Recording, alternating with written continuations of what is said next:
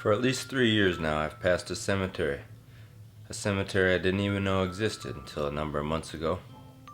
But since then, I've been intrigued, and I've been reminded of something I've needed to remember. You see, I often see instances of racial inequality. I'm drawn to news that highlights the differences among races, that blacks make less than whites, that minorities are in prison more than whites, that blacks pay higher interest rates, that they receive longer prison terms for the same crimes, that minorities often have shorter life expectancies, that racial profiling taints fairness. These are the sort of articles I'm drawn to. These are the sort of news stories I perk up for. These are the sort of things I think about.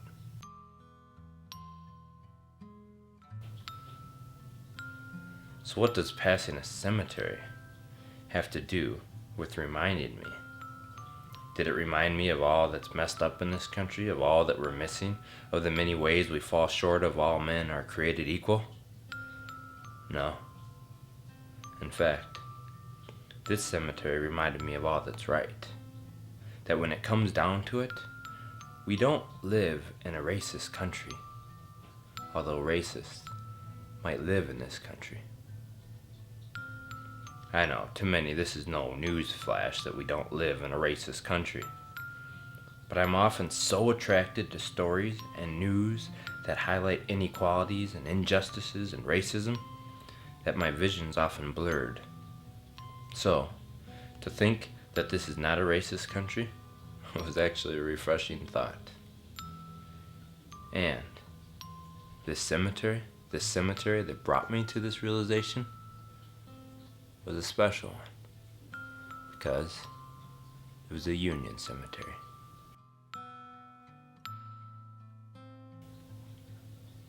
Had traffic not slowed up one day, I probably wouldn't have seen the little sign. Probably wouldn't have been reminded of this insight that we're not a racist nation. But it did, and I don't think of it as a coincidence. I think of it as a reminder, on purpose, a message really given to me that this country does indeed strive to achieve those inalienable rights that those men years ago sat down and wrote. That among these are life, liberty, and the pursuit of happiness.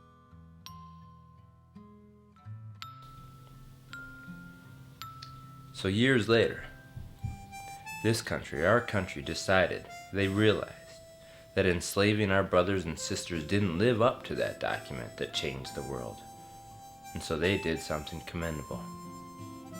They banded together, discussed options, tried to reconcile peaceably, but in the end, they had a promising conviction that they wouldn't, or rather couldn't, ignore. This conviction simply was that slavery was wrong, that slavery must end, that inequality can't be tolerated. So when all else failed, they made a bold, courageous decision, and ultimately brought that barrel up to their shoulders, aimed it at their brothers across the field, and pulled the trigger to drop their enemy. Not merely fellow man, but racism, a much bigger, stronger, more formidable enemy.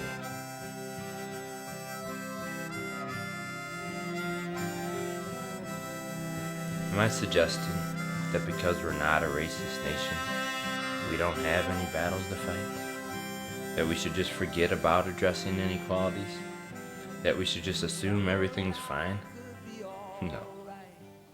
Not by any means. We have battles. We do need to address any inequities. We shouldn't just assume everything's fine. But seeing this cemetery, it reminded me of the hope of this nation. It reminded me that this nation's full of bold, courageous men and women who fought and who fight for freedom. And that we should celebrate the fact that we do live in a free nation, a nation willing to examine problems, to discuss them openly, and arm its members to battle itself, not with guns this time, but with voices, with actions. So, if we aren't a racist nation, then what are we? We're a country battling to live up to its creed. And today, the soldiers lining this program, the soldiers pronounced on this stage, are not mere spectators in this battle. They volunteered to serve and are armed with a powerful weapon, a message to interrupt injustice. Could be alright.